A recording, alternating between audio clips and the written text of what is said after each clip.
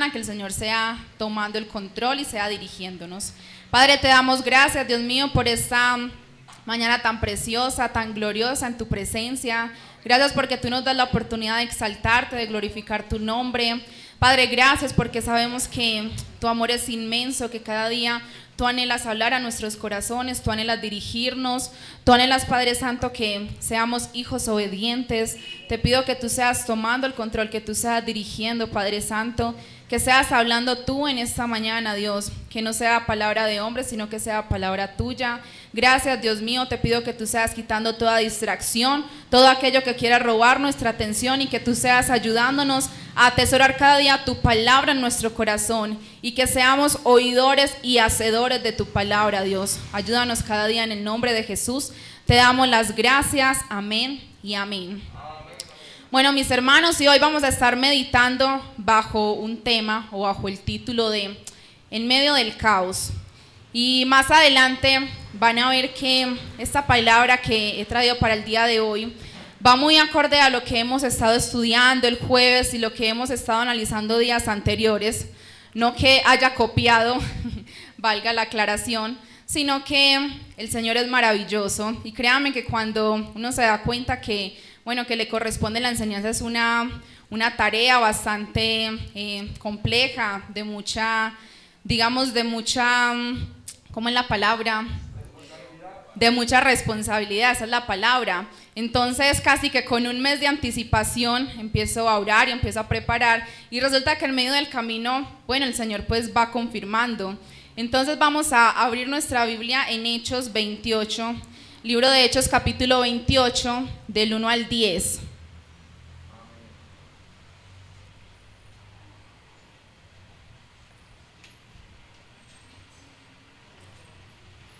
Hechos capítulo 28, versículo del 1 al 10. Cuando lo tenga se va poniendo de pie para que leamos unánimes.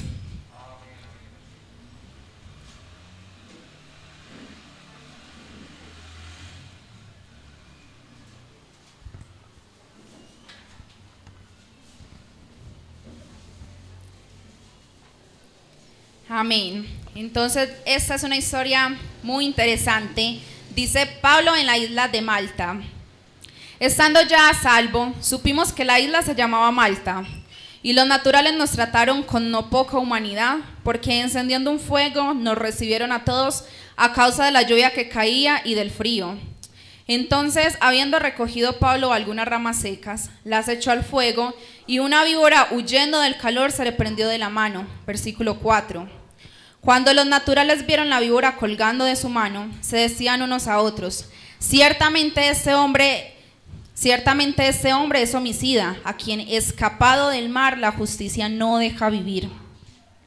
Pero él sacudiendo la víbora en el fuego, ningún daño padeció. Versículo 6. Ellos estaban esperando que él se hinchase o cayese muerto de repente, mas habiendo esperado mucho y viendo que ningún mal le venía, cambiaron de parecer y dijeron que era un dios. En aquellos lugares había propiedades del hombre principal de la isla llamado Publio, quien nos recibió y hospedó solícitamente 3 días. Y aconteció que el padre de Publio estaba en cama, enfermo de fiebre y de disentería. Y entró Pablo a verle y después de haber orado, le impuso las manos y le sanó. Hecho esto, también los otros que en la isla tenían enfermedades venían y eran sanados, los cuales también nos honraron con muchas atenciones, y cuando zarpamos nos cargaron de las cosas necesarias. Vamos a dejarlo hasta ahí, puede tomar asiento. Entonces, esta es la historia del apóstol Pablo cuando estuvo en la isla de Malta. No sé cuántos de ustedes han tenido la oportunidad de leerla o de leer el libro de Hechos. Y vamos a ver un poco el contexto de cómo es que resultaron allá en la isla de Malta, por qué estaban allí.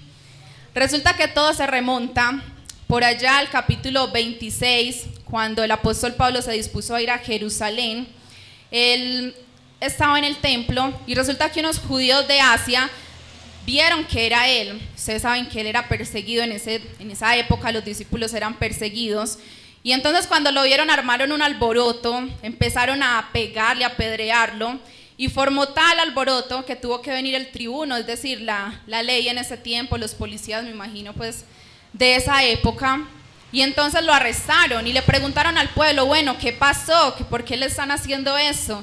Y entonces unos decían una cosa, otros otra, y como no lograban ponerse de acuerdo, el tribuno decidió llevárselo para interrogarlo, a ver qué era lo tan malo que había hecho para que todo el pueblo estuviera así. Entonces acá, por ejemplo en esta imagen, cuando él estaba ante el tribuno, acá es cuando Pablo relata su conversión. O sea, él allá contó todo lo que había pasado y por qué era que estaba hablando de Jesús y qué era lo que estaba haciendo.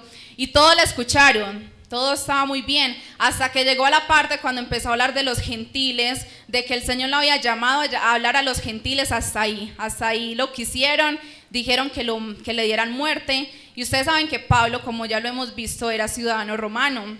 Y acá usó su ciudadanía romana para librarse de esta muerte, porque él dijo, bueno, y a ustedes les es lícito azotar a un ciudadano romano sin antes haberlo juzgado, sin antes haberlo condenado. Entonces, claro, les dio susto porque no les era lícito. Y por eso fue que él empezó a apelar, empezó a pasar por muchos gobernantes, y vemos que él fue por muchos lugares apelando, contando su historia, diciendo por qué era que estaba allí, y pasó tras las rejas. Luego vemos en Hechos 26 una defensa muy interesante que él hace ante el rey Agripa. Y vemos que él le habló de Jesús, le predicó el evangelio, que incluso ahí en el pasaje dice, el rey Agripa le dijo, casi me hace seguirte, casi te creo. Casi te persuades, exacto. Entonces vemos esa defensa tan interesante que hizo el apóstol Pablo ante Agripa, y él lo quería dejar en libertad porque Pablo se lo supo ganar, pero no lo podía dejar en libertad porque él ya había apelado al César, es decir, él ya había dicho que iba a ir a Roma y el Señor ya se lo había dicho. Entonces por esa razón no pudo quedar en libertad. Luego nos encontramos con un pasaje y con una historia todavía más interesante, que es Hechos 27, que fue la tempestad en el mar. Entonces en esta historia vemos que ellos zarparon en un barco, aquí como está, no iba solamente Pablo, o sea, iban 276 personas, habían presos, habían oficiales que estaban cuidando a esos presos. Entonces se imaginarán que no era un barquito así sencillito, sino que era un barco, como un crucero, tipo crucero, solo que aquí tenían muchas incomodidades. Entonces zarparon en el barco, y resulta que cuando ellos empezaron a navegar, desde que empezaron los vientos no los permitían, los vientos eran contrarios. Entonces, llegando a una pequeña isla, Pablo les dijo, el Señor me ha revelado que vamos a tener pérdidas, quedémonos aquí. Pero ellos le creyeron más al piloto, o bueno, no sé cómo se le dirá al capitán, que al piloto de avión. Entonces le creyeron más al capitán, y por eso es que ellos dijeron, no, vamos, sigamos. Y ahí fue que les cogió el huracán, creo que llamaba Euroclidón, que los cogió ese huracán. Y por eso es que terminaron en la isla de Malta, porque ellos allí tuvieron que botar la comida, tuvieron que grandes pérdidas materialmente hablando, porque no perdieron vidas humanas, puesto que este huracán los alcanzó. Entonces allí fue que llegó el naufragio, pasaron varios días sin salir el sol, varios días navegando. Imagínense uno en el mar, sin sol, sin luz, qué susto tan tremendo. Pero dice que un día amaneció, Pablo oró, amaneció, bueno, y vieron la isla de lejos. Entonces estaban dudosos de qué hacer, decían, bueno, ¿será que matamos a los presos para que no se vuelen? Pero como ahí querían al apóstol Pablo, dijeron, no los matemos porque nos tocaría matar a Pablo. Entonces dijeron, no, pues que vayan nadando, si se salvan, nos salvamos todos. Y así fue que sucedió, y así fue que llegaron a la isla de Malta, que fue el capítulo que acabamos de leer. Entonces hoy vamos a tener una enseñanza expositiva, este solo era el contexto, y vamos a tratar de analizar versículo a versículo, a ver qué nos quiere decir este pasaje. Entonces mira el versículo 1, dice, estando ya a salvo, supimos que la isla se llamaba Malta. Y vamos al versículo 2, dice, y los naturales nos trataron con no poca humanidad, porque encendiendo un fuego, nos recibieron a todos a causa de la lluvia que caía y del frío. Estamos ahí mismo en Hechos capítulo 2. Entonces en este versículo podemos observar lo primero. Los griegos consideraban bárbaro a cualquiera que no fuera griego. Es decir, a cualquiera que no hablara griego, ellos decían que eran bárbaros o eran naturales. Es como hoy en día nosotros decir, no sé si han ido a un resguardo indígena, ustedes saben que ellos tienen una cultura diferente, hablan idiomas diferentes, son totalmente diferentes a nosotros. Entonces en esa época, y más que vivían en una isla, eran como los indígenas de su época, eran nativos, tenían sus dioses, tenían su cultura. Pero vean lo interesante, que a pesar de que el apóstol Pablo y todos los que iban en la embarcación eran extranjeros, porque ellos no lo conocían. Dígame quién va a recibir a 276 personas en la casa para atenderlos. Y más que eran presos, no era cualquier persona, no era, me imagino que ahí habían homicidas, habían personas que habían hurtado, todo tipo de personas, porque eran 276 y eran presos. Y entonces la primera enseñanza que podemos extraer de este versículo es que Dios nos da una gracia especial frente a los demás, que Dios puede hacer incluso a que nosotros tengamos gracia ante un extranjero, y que cuando Dios nos envía a hacer alguna tarea, Él desde antes ya tiene todo planeado. Ellos no sabían que iban a naufragar, no sabían que iban a dar a una isla. Sin embargo, el Señor ya tenía todo preparado. El Señor preparó los corazones de estas personas que no lo conocían para que lo recibieran, para que les dieran ese refugio. Porque resulta que Malta se convirtió en ellos en un refugio. Ellos no tenían nada más que hacer, no tenían a dónde ir. Si ellos no los hubiesen recibido, pues, ¿qué iban a hacer? Nadar no podían, el barco ya estaba destruido. Pero el Señor tuvo gracia, tuvo misericordia y les permitió tener gracia frente a todas estas personas nativas, extranjeras, frente a unos desconocidos. Y eso yo quiero que me acompañen al libro de Salmos, un Salmos que no sabemos de memoria, Salmos capítulo 121, del 1 al 3.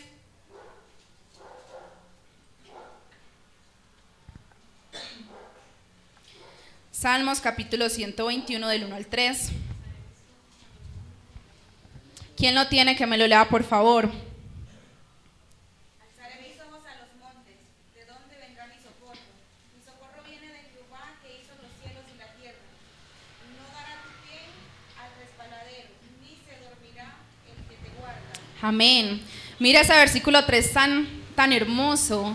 No duerme el que te guarda. ¿Usted cree que el Señor estuvo durmiendo mientras ellos estuvieron tantos días, digamos, de noche navegando? El Señor siempre estuvo ahí guardándolos, protegiéndolos, gracias a que ahí estaba el apóstol Pablo, porque gracias a él el resto de personas se pudo salvar, gracias a sus oraciones, gracias a que él era un hombre de Dios.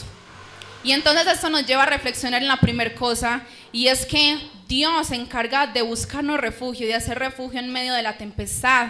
De que aunque estemos pasando por tempestad, que estemos pasando por esos huracanes que ellos tuvieron que atravesar, el Señor ya ha preparado un refugio, sea una persona, sea un lugar, sea lo que sea, pero ya el Señor junto con la tempestad también tiene ese refugio que vamos a tener. Amén. Vamos para el versículo 3, dice: entonces, habiendo recogido Pablo algunas ramas secas, las echó al fuego, y una víbora, huyendo del calor, se le prendió de la mano. Yo cada que leo esa historia uno no sabe si reírse, si ponerse triste, porque usted se imagina qué estaba sintiendo el apóstol en ese momento. O sea, acaba de venir de una tempestad, acaba de pasar 2 años, porque en ese contexto que les acabo de dar, transcurrieron 2 años desde que él fue encarcelado la primera vez, hasta que estaban aquí en la isla. 2 años de cárcel, un huracán, una tempestad, y ahora lo muerde una serpiente. Y uno que diría, bueno, ¿será que? Pues me imagino, no sé, a veces uno pone a volar la imaginación y dice, ¿qué pensaría él en ese momento? No, pues ¿a quién maté? Bueno, sí, yo sí maté gente, perseguí gente. ¿Será que estoy pagando eso? ¿O será que es que estaba por allá en una rifa y me gané todas junticas? Me gané la de los demás apóstoles, porque le tocaron cosas muy duras. Y entonces, aquí, mire más o menos la imagen, imagínese ese contexto. Ahí la serpiente pegada de la mano, y no dice que lo mordió, dice que se le prendió. O sea, la serpiente se quedó ahí, le dio lidia poderla sacar. Entonces aquí lo primero que podemos ver en el apóstol Pablo es una muestra de humildad, porque si nosotros observamos la vida de él, nunca lo vemos quieto, nunca lo vemos, no, yo soy el apóstol y vengo es a que me sirvan. Siempre lo vemos a él con una actitud de servir, lo vemos a él con una actitud de ir y ayudar, y él estaba cansado, venía de un naufragio y él no se quedó sentado, él fue y empezó a coger ramas para poder ayudar al fuego. Entonces esa es la actitud que nosotros también debemos tomar, una actitud de siempre tener en cuenta y reconocer que somos siervos inútiles y que no estamos aquí para ser servidos. Nosotros estamos aquí en esta tierra es para servir, que nosotros siempre en este mundo que está colmado de avaricia debemos ser proactivos, no estar ahí sentados, sino ser proactivos en eso, en lo que el Señor nos ha llamado en todo el tiempo. Amén. Entonces todo el tiempo debemos estar trabajando para la obra del Señor y para lo que el Señor nos ha mandado a hacer. Lo otro que podemos observar es que el enemigo buscará la manera de traer distracción y preocupación. ¿Usted no cree que esa serpiente fue una distracción, fue una preocupación? Porque más adelante vamos a ver qué es lo que ocasiona la mordida de una víbora y de que eso no era cualquier mordidita, que era algo letal, que él podía morir por esa mordida. Y vemos que quizás el enemigo quiso sembrar en él esa preocupación, esa duda. Ya el Señor le había dicho que él iba a ir a Roma, pero si él no hubiese creído en esa palabra que Dios le había dado, pues ese era un buen momento para sentarse, a quejarse y a llorar por todo lo que estaba pasando, porque igual iba a morir. Pues no murió en el naufragio, ahora iba a morir por una víbora. Entonces el enemigo siempre va a buscar la manera de distraernos, y yo quiero que en esta mañana usted desde ya usted empiece a pensar cuál es esa distracción que ha querido poner el enemigo en mi vida, cuál es quizás esa víbora que ha llegado a mi vida para traer preocupación, porque ese es el problema. ¿Sabe qué ocasiona cuando nosotros nos distraemos? Primero es que perdemos el enfoque, y si cambiamos la historia y decimos que el apóstol Pablo en ese momento se preocupó, él hubiese perdido el enfoque, porque entonces hubiese olvidado que el Señor ya lo había mandado para ir a Roma a predicar.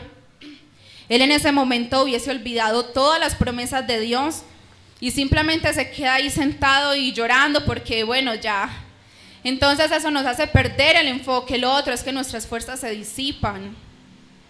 Cuando llega la distracción, cuando llega esa preocupación, perdemos nuestra fuerza, porque nuestra confianza no va a estar puesta en Dios, nuestra mirada no va a estar puesta en Él, sino en esa preocupación. Entonces nuestras fuerzas se van a agotar, porque ustedes saben que nuestras fuerzas, no, ni siquiera estaríamos aquí hoy. Son las fuerzas del Señor, amén.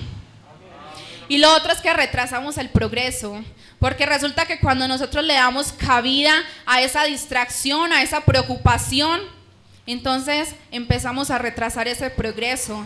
Es como si estuviéramos avanzando, de momento llegó esa serpiente, nos picó y bueno, nos devolvimos por ahí 2 niveles, porque nos faltó confianza, nos faltó fe, nos faltó esa seguridad a la que el Señor nos ha llamado, amén.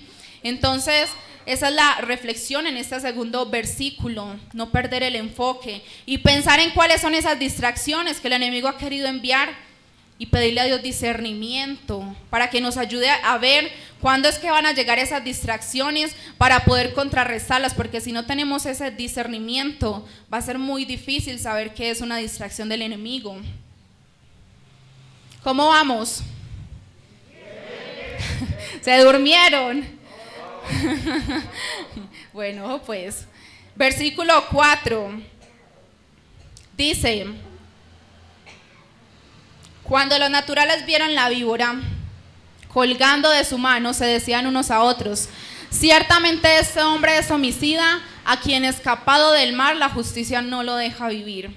Entonces aquí vamos sumándole cositas: la cárcel, el naufragio, la serpiente, y ahora ¿qué le añadimos? La gente. Y si vemos este contexto, eso es lo que siempre pasa en nuestra vida, porque si vemos cuando llega un problema, entonces enseguida llega el otro, y cuando ya estamos colapsados, llega la gente. Los hermosos hermanos porque sabemos que como seres humanos fallamos mucho. ¿Y qué fue lo primero que hicieron ellos?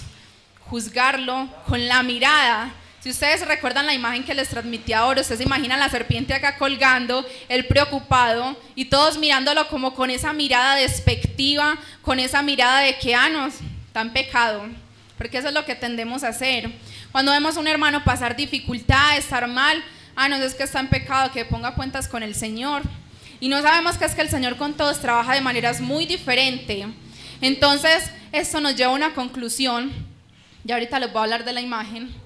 Y es que a nosotros nos resulta muy fácil sacar conclusiones frente a las circunstancias, porque uno ve una circunstancia, una situación, vienen a contarme un problema y de inmediato yo ya me estoy imaginando, no, eso fue que cayó en pecado, eso es que no está leyendo la Biblia, eso es que no está orando, por eso es que le pasa eso, porque así somos, porque cuando llega una persona contando el problema y le falta fe, no tiene confianza. Y entonces en vez de ser de ayuda, estamos siendo de perdición para esa persona. Esa persona a veces vienen a buscarnos en consejo.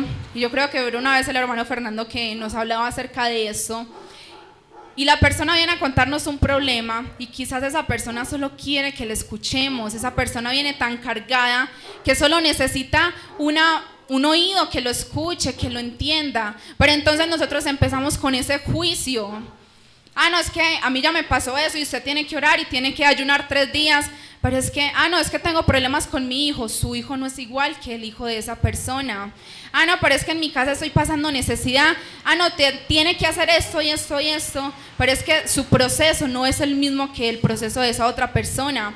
Todo lo que sucede en nuestras vidas sirve para testimonio de otros, pero a veces no sabemos transmitirlo. A veces parece más es que estamos juzgando en vez de ayudar. Entonces, no, es que usted tiene que hacerlo así, si no, no le va a funcionar. Y llega al otro día el hermano, no me funcionó. No, lo hizo mal. Pero se nos olvida de que es que son procesos diferentes, son tratos diferentes. Es que tengo problemas con mi esposo. No, yo tuve lo mismo y yo le hice esto y esto a mi esposo y cambió. Y a esa persona no le va a funcionar porque su esposo es diferente. Entonces, cuando lleguen a buscarnos consejo, pidamos a Dios sabiduría para ayudarles, no ser un problema y una carga y ser esos que estamos juzgando y señalando, sino que en realidad podamos ser una ayuda para esa persona, que podamos tener sabiduría, dar un consejo conforme a la palabra de Dios. Y que el Señor nos dé discernimiento, porque si esa persona solo quiere ser escuchada, hay personas que saben mucho de la Biblia, que mejor dicho, pero solo quieren que las escuchemos, que oremos por ellas. Entonces pidámosle a Dios ese discernimiento. Amén. Y miren lo que dice Romanos 2:1. Invito a que me acompañe a Romanos capítulo 2, versículo 1.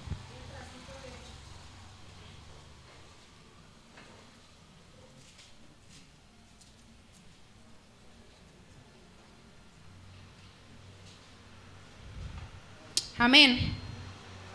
Dice, por lo cual eres inexcusable, oh hombre, donde quiera que seas, quien quiera que seas tú que juzgas, pues en lo que juzgas a otro te condenas a ti mismo, porque tú que juzgas haces lo mismo. Y si observamos nuestra vida y las experiencias que hemos tenido, bueno, esa es otra versión. Cuando alguno de ustedes acusa a otro de hacer algo malo, se acusa a sí mismo, porque también hace lo mismo. Así que no tiene ninguna razón de acusar y juzgar a otro. Amén. Fuerte, pero es muy real. Y a veces nosotros lo que más juzgamos, lo que más acusamos en el otro es el error que estamos cometiendo. Solo que como no nos examinamos, solo vemos el error en el otro, vemos todo lo malo en la otra persona, pero es que resulta que yo estoy haciendo lo mismo, estoy cometiendo lo mismo. Entonces por eso la palabra siempre nos manda a examinarnos. Yo tengo que examinar mi vida todos los días. Antes de decir algo, antes de lanzar una palabra, examinarme. Bueno, ¿será que yo estoy cayendo en esto? ¿Yo estoy cometiendo esto? ¿Qué hago? Porque no somos nadie para juzgar. Y ojo que aquí estoy hablando de juzgar con crítica, porque sabemos que nosotros podemos juzgar con justo juicio. Si una persona, un hermano está en pecado, yo no lo puedo dejar, no, venga hermano, Dios le ama. No, yo tengo que corregirlo, pero aquí me estoy refiriendo es al juzgar de criticar, de señalar, de murmurar.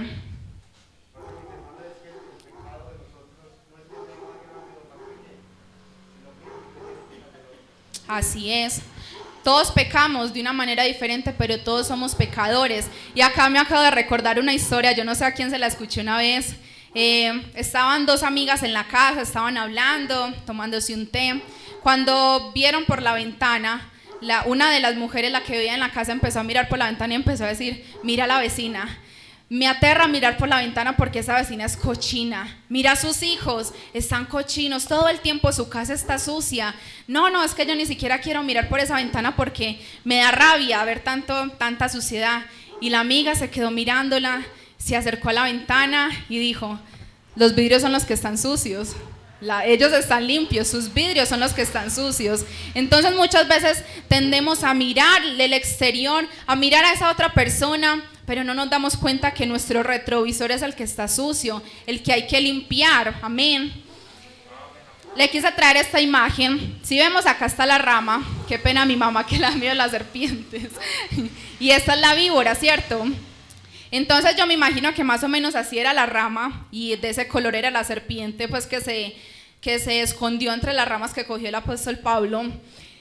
Y recuerda que hace 8 días estábamos hablando del aguijón en la carne, que Pablo tenía un aguijón en la carne y que muchos dicen que es su vista, su visión.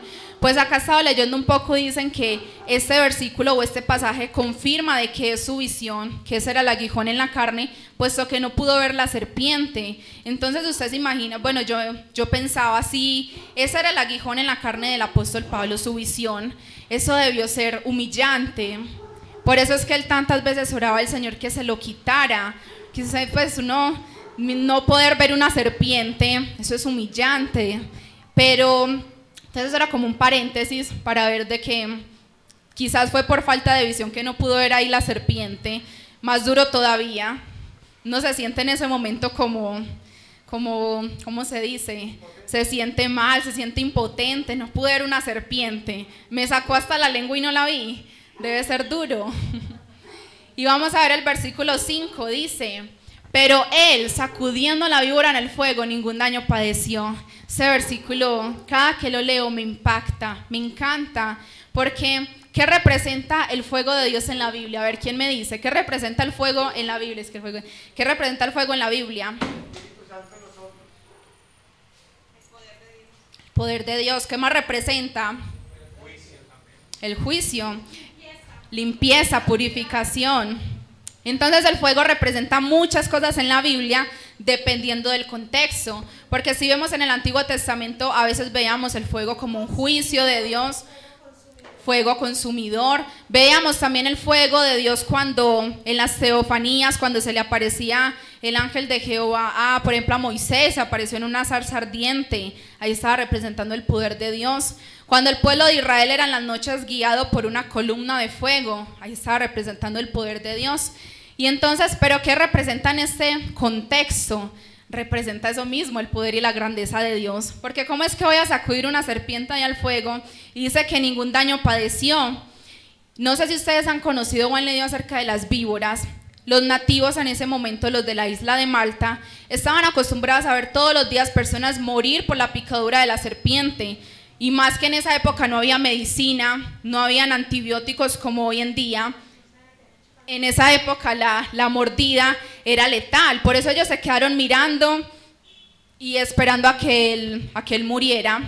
Entonces dice que, estaba leyendo un poco acerca de esas víboras, cuando ellas pican, lo primero es que la picada es dolorosa, dice que es demasiado dolorosa, le da vómito, daño de estómago, coagula la sangre por dentro, o sea, el veneno lo va destruyendo por dentro. Y al final empieza a inflamar las tráqueas, es decir, ya no va a poder respirar. Entonces mira que el veneno de esa víbora era letal, era una cosa seria, no era cualquier mosquito por ahí. ¿Y cómo es que entonces él se sacudió y esa víbora no le hizo nada? El veneno no le pudo hacer nada, porque ese fuego estaba representando la grandeza de Dios. Y entonces aquí surge otra pregunta, entonces, ¿cómo puedo desligarme del caos sin sufrir daño? Que si usted el título de esta enseñanza era En medio del caos. Y bueno, ¿y yo cómo puedo desligarme de ese caos que hay en mi vida sin sufrir daño así como él lo hizo? Porque en ese momento su vida total era un caos, pero no sufrió ningún daño. Lo primero, creyendo en su palabra, yo le invito a que me acompañe a Jeremías 23:29.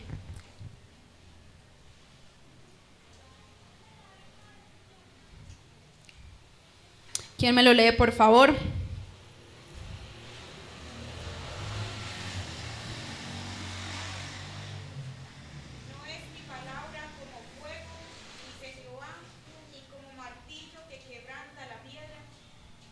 Amén.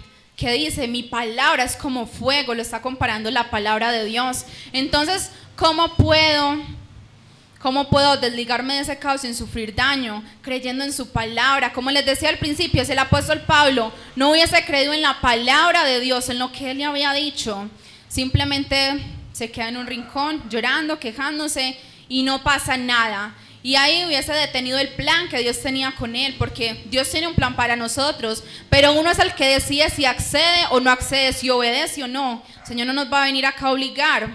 Pero entonces, si el apóstol Pablo hubiese tenido otra actitud, de inmediato todos los planes ya se dañaban. ¿Quién más había ahí? Aunque para el Señor no es nada imposible, hubiese cogido otra persona fácilmente, pero esos planes se hubieran dañado. Y vamos a leer también Salmos 39:3. ¿Cómo más me puedo desligar del caos? Manteniendo el fuego encendido. Es una de las cosas más importantes, mantener el fuego encendido. Salmos 39:3. Mire lo que dice. Se enardeció mi corazón dentro de mí, en mi meditación se encendió fuego, y así proferí con mi lengua. Entonces mire lo que dice, en mi meditación se encendió mi fuego. ¿Cómo mantengo yo el fuego encendido? En la meditación de la palabra de Dios, en esa relación que yo tengo con Él. Y si usted ve en el Antiguo Testamento, cuando estaba el Antiguo Pacto, ¿qué tenían que hacer en el altar? Mantener todo el tiempo fuego encendido, pero fuego literal. Todo el tiempo tenían que tener allí fuego encendido día y noche. Y para eso estaban los levitas, para eso estaban los sacerdotes, para vigilar que todo eso se cumpliera, todos esos ritos. Entonces,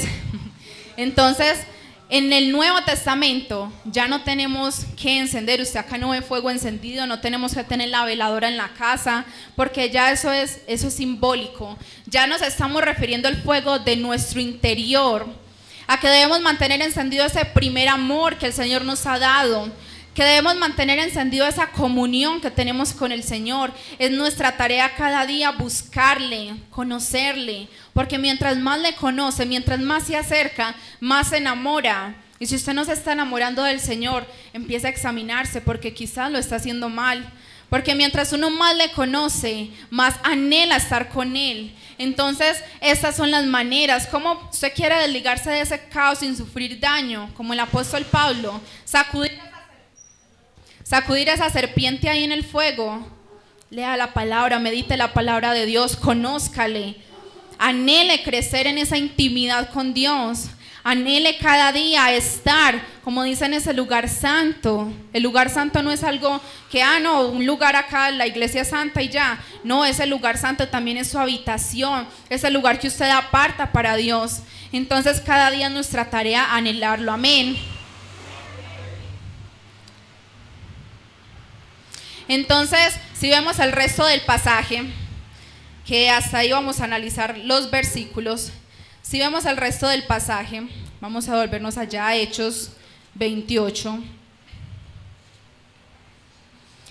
¿Qué fue lo que pasó después? Dice, ellos estaban esperando a que él se hinchase o cayese muerto de repente, mas habiendo esperado mucho y viendo que ningún mal le venía, cambiaron de parecer y dijeron que era un dios. Entonces lo que hablábamos ahorita, ellos estaban esperando a que él muriera, claro. Y cuando vieron que nada les pasaba, creyeron que era un dios. El apóstol Pablo obviamente no se dio cuenta de esto, porque si no los hubiera regañado. ¿Cómo así que un dios? Pero entonces ellos por allá calladitos se hacían a sus ideas. Y dice el versículo 7, en aquellos lugares había propiedades del hombre principal de la isla llamado Publio, que nos recibió y hospedó solícitamente 3 días. Entonces vemos que este hombre era un hombre importante, o sea, era principal, digamos que era el gobernante allí de la tribu, digámosle tribu. Y dice que aconteció que el padre de Publio, estaba en cama, enfermo de fiebre y de disentería. Y entró Pablo a verle y después de haber orado le impuso las manos y le sanó. Entonces vemos cuál propósito tenía esta serpiente en la vida del apóstol Pablo. Solo estaba sirviendo para la glorificación de Dios, para que le creyeran a Dios, para que por medio de esa pequeñez que uno se puede imaginar, no, la mordida de una serpiente, no, pues ¿qué puede pasar ahí? ¿Qué puede pasar? Que el Señor usó esa situación para que Él tuviese reconocimiento, para que Él tuviese credibilidad frente a todas las personas de la isla. Y entonces dice que, hecho esto, también los otros que en la isla tenían enfermedades venían y eran sanados. O sea, el apóstol Pablo no solo sanó al padre de Publio, todas las personas que estaban enfermas iban y podían recibir esa sanidad. Él se encargó durante esos 3 meses, porque estuvieron 3 meses en la isla, no descansando, predicando el evangelio, dando a conocer ese evangelio de la salvación, haciendo la tarea que el Señor le había encomendado. No estuvo 3 meses de vacaciones, sino que estuvo 3 meses cumpliendo la labor que el Señor le había encomendado. Y por eso, cuando nosotros vamos a un lugar, siempre pensemos, así usted esté de paseo, piense, bueno, si el Señor me trajo aquí fue por algo. A mí me sorprende mucho, yo tengo una tía, ustedes algunos la conocen, que ha subido con nosotros al Pinar, y ella es una persona muy entregada, es una mujer de testimonio, y ellos están planeando un paseo a San Andrés, y entonces todos estaban animados, afanados por el tiquete, por todo. ¿Y sabe ella qué estaba haciendo? Estaba orando porque quería llevar la palabra de Dios a San Andrés. O sea, cuando uno va a un paseo, uno solo piensa, voy a disfrutar, voy a pasar bueno, pero ¿cuántas veces nos hemos preguntado, ¿qué querrá Dios conmigo en este lugar? O sea, ¿será que Dios le quiere hablar a alguien a través de mí en este lugar, en una piscina, donde sea? Y a veces nos falta eso, nos falta, empezando por mí, claro, ustedes saben que cuando uno está acá enseñando, primero pega aquí, después va hacia allá. Y a veces nosotros nos pasamos la vida muy deportivamente y nos olvidamos de que es que el Señor está pronto para regresar y de que en nuestras manos está expandir el evangelio. Entonces, donde usted quiera que esté, donde lo que quiera que esté haciendo, siempre esté pensando, siempre esté orando en su mente, Señor, ¿qué quieres que yo haga aquí? Estoy haciendo la fila del Cisben, estoy haciendo, Señor, ¿a quién quieres que yo le hable aquí? Porque usted no sabe en qué lugar está, no sabe en qué lugar Dios lo va a poner, en qué situación, para que su gloria sea manifestada, amén.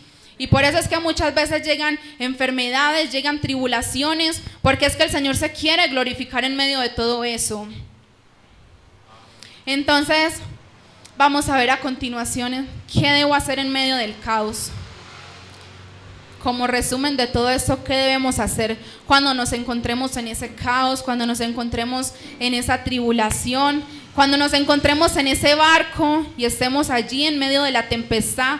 ¿Qué debemos hacer? Lo primero es estar seguros de lo que tenemos en Cristo, estar seguros de la identidad que el Señor me ha dado. ¿Qué tenemos en Cristo? ¿Quién me dice? A ver, ¿qué tiene usted en Cristo? Vida eterna, salvación. ¿Qué más tenemos en Cristo? Esperanza. Una deuda que no puedo pagar. Total, una deuda que no puedo pagar. Lo invito a que me acompañe a 1 Corintios, capítulo 1, versículo 4 y 5. ¿Quién me la lee, por favor?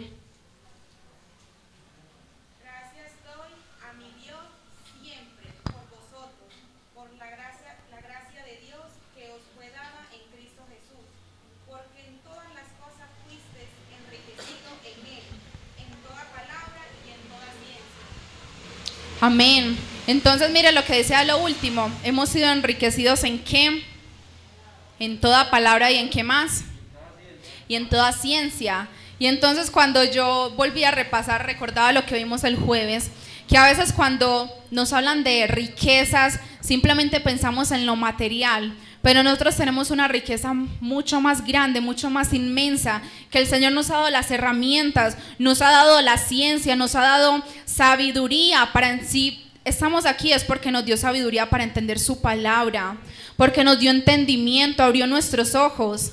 Entonces, tenemos toda ciencia, toda palabra y nos ha dotado de muchas herramientas. Entonces, si usted quiere mantenerse en medio del caos, cuando esté allí, recuerde qué tiene en Cristo, qué le ha dado Él, cuál es su herencia en Él. Amén. Lo otro es saber lo que nos espera. ¿Qué nos espera a nosotros? Aparte de la muerte. ¿Qué nos espera? Vida eterna, juicio también. Entonces vamos a ver en Filipenses 4, que preciso lo leímos ahorita, 4:4-5. Esta es la nueva versión internacional, nueva traducción viviente. Dice: alégrense siempre en el Señor, insisto, alégrense. Que su amabilidad sea evidente a todos los santos. El Señor está cerca. ¿Qué nos espera? Que el Señor vuelve pronto. Y entonces, ¿cómo debe ser nuestra actitud? Alegres, amables, mostrando esa gracia del Señor, que así como estos extranjeros en Malta pudieron recibir a 246 personas, desconocidos, presos, nosotros también debemos tener la misma actitud. Nosotros también debemos ser hospedadores, debemos ser amables, debemos mostrar ese amor del Señor que ya nos ha mostrado, ser misericordiosos. Entonces, con todas estas cosas, si usted entiende estas dos cosas, usted va a poder nadar entre la corriente, va a poder nadar en contra de la corriente cuando esté en medio de esa adversidad y de esa tempestad. Porque si tenemos claro esto, cuál es nuestra herencia, cuál es nuestra identidad, nada nos va a poder detener, porque vamos con el poder de Dios. Y entonces, en resumen, si vemos la vida del apóstol Pablo, tuvo mucha aflicción, tuvo muchas cosas que en momentos yo creo que él se pudo haber sentado porque tenía suficientes motivos para sentarse a llorar y decir: no soy capaz, no, es que es todo esto, Señor, creo que te está pasando la mano. En muchos momentos él pudo haberlo hecho, pero él decidió confiar. Y si vemos, muchos hombres en la Biblia pasaron por la misma situación. Por ejemplo, vemos al rey David por allá en el Salmos 32, decía: Dios mío, ¿por qué me has abandonado? O sea, uno decir: Dios mío, ¿por qué me has abandonado? Tiene que estar muy mal. No sentir a Dios en su vida, creo que ese es el peor castigo que uno puede recibir. No sentir a Dios, no sentir su paz, no sentir su amor. Entonces, muchos hombres en la Biblia, muchas personas, incluso nosotros mismos, hemos pasado por tempestades. Hemos pasado por problema, por dificultad. Quizás este sea un momento en el que usted está pasando una dificultad, una tempestad. Pero sepa que el Señor ya ha buscado ese refugio para su vida. Que el Señor de antemano ya se ha encargado de todas las cosas que usted necesita para proveerle en el camino. Antes de que usted le haya pedido, dice su palabra, Él ya sabe de qué tenemos necesidad. El Señor ya conoce. El Señor, desde antes de que usted entrara en esa tempestad, ya le estaba preparando todo. Ya le estaba enviando las personas que necesitaba usted para ese apoyo. Ya lo tenía todo preparado. Y yo quiero terminar con esta imagen. Mientras preparaba la enseñanza, me encontré con esta imagen y yo: bueno, Señor, gracias, porque confirmación tuya. Miren lo que dice: cuando Pablo fue picado por la víbora, su mano no se hinchó y el veneno no lo mató. El texto sagrado, sin embargo, no menciona que la picada no dolió. Y dice: Dios no promete librarlo del dolor de la picada, pero sí del efecto del veneno. Algunas situaciones van a doler, pero no le van a matar. Entonces, yo sé que quizás usted esté atravesando por momentos en los cuales dice: no, Señor, no voy a poder. Que quizás usted se ha sentido rodeado de problemas, de adversidad. Que quizás el enemigo ha querido lanzar esas serpientes a su vida para dañarle, para destruirle, para hacerle perder el enfoque. Pero recuerde, yo quiero que hoy esta palabra quede grabada en su corazón. El Señor no prometió librarlo del dolor, porque en su misma palabra lo dice, que en el mundo íbamos a tener aflicciones. Entonces el Señor no prometió que nada le iba a pasar en este mundo, pero sí prometió su cuidado, su protección, sí prometió su provisión para nuestra vida. Amén. Entonces yo quiero que cada día, si usted está mal, si usted un día amanece triste, recuerde esta palabra. El Señor me ha dicho: alégrense en el Señor siempre, regocíjese en el Señor. Tenemos más cosas que agradecer que por las que tenemos que quejarnos, porque a pesar de que quizás hay problemas financieros, emocionales, mucho tipo de problemas, pero el Señor ha sido bueno, amén. El Señor nos ha sostenido, el Señor nos ha traído hasta aquí. En su gracia, en su misericordia nos seguirá sosteniendo. Entonces decidamos hoy creerle al Señor, ser como el apóstol Pablo, sacudir ese problema en el fuego, en el poder, depositarlo en ese poder y esa grandeza de Dios. ¿Usted no cree que es más efectivo depositar o dejar ese problema en sus manos que en la nuestra? En la nuestra simplemente se va a agrandar el problema, nos vamos a hundir en el problema, pero si lo dejamos en la grandeza del Señor, en sus manos, Él va a proveer de todo, amén. Yo le invito a que nos pongamos de pie y vamos a orar en esta mañana. Vamos a darle gracias a Dios por las pruebas, démosle gracias a Dios por la tempestad. A veces no le damos gracias por eso, pero todo eso es necesario, todo eso llega para que nuestras vidas se moldeen a su imagen. Entonces démosle gracias a Dios por todas esas cosas que Él hace día a día. Vamos a darle gracias a Dios en esta hora. Padre, en esta mañana estamos ante ti, Dios mío, y te queremos agradecer, Dios. Gracias por tu palabra, gracias por tu amor. Gracias, Padre, porque cada día a través de tu palabra tú nos hablas, tú nos redarguyes, tú nos consuelas, tú nos exhortas, Dios. Porque cada día a través de ella tú nos permites acercarnos a ti, conocerte. Gracias, Dios mío, porque sabemos que, Padre, quizás van a llegar tempestades, van a llegar, Dios mío, personas que van a querer hacer daño. Padre, que quizás van a llegar situaciones en las cuales vamos a creer que no hay salida. Pero Dios, hoy decidimos creerte porque sabemos que tú tienes el control. Sabemos que tú estás al control de todo, Dios. Y que como leíamos ahorita, alzaré mis ojos a los montes, ¿de dónde vendrá mi socorro, Dios? Nuestro socorro viene de ti, nuestro socorro eres tú, Padre. Gracias porque sabemos que aunque lleguen tempestades, adversidades, Padre, tú ya tienes el control. Tú ya has preparado todo nuestro camino. Tú ya desde antes has provisto todo lo que vamos a necesitar en el camino. Pero ayúdanos a creerte, Dios. Danos esa fe inquebrantable, Padre. Danos ese discernimiento para poder entender tu voluntad, para poder cada día ser como tú quieres que seamos, Dios. Padre, gracias. Gracias porque sabemos que tú te estás glorificando a través de toda circunstancia. Porque sabemos que hay muchas cosas que llegan para que tu gloria sea manifestada, para que sea de testimonio, Dios. Pon cada día en nosotros ese amor por ti, ese querer compartir con otros lo que tú has hecho, tus grandezas. Padre, en esta hora te damos la gloria, te damos la honra, Dios. Yo le pido que ahí donde se levante sus manos y que en este tiempo usted le dé gracias a Dios. Que usted piense en su problema, en su dificultad, y hoy no le pida que se la quite, solo dele gracias a Dios. Ahí donde está, hable con Dios. Dígale, Dios, gracias. Porque quizás estoy pasando por una situación económica difícil, Dios, quizás no hay trabajo, pero gracias, Dios.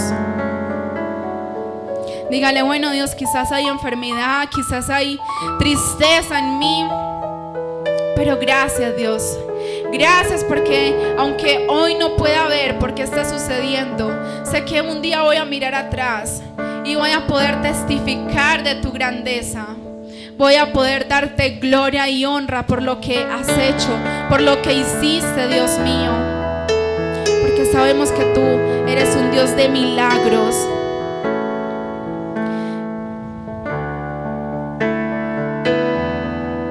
Padre, en esta mañana yo te quiero pedir por cada una de tus hijos, de tus hijas que están en este lugar. Yo te doy gracias por sus vidas, gracias porque han sido diligentes en estar aquí. Gracias porque han decidido darte a ti ese primer lugar, porque han escogido esa mejor parte Padre, yo te pido que cada día tú les fortalezcas, que cada día tú consueles sus corazones, Dios, que si en ellos hay vacíos, Padre, que tú seas llenándolos. Padre, dales esa paz que sobrepasa todo entendimiento. Te pido que cada día tu bendición esté sobre sus familias, sobre sus vidas. Padre, gracias por ellos. Yo te pido que cada día tú seas guardando sus corazones, tú seas guardando nuestros pensamientos, Padre. Tú eres fiel, mi Dios.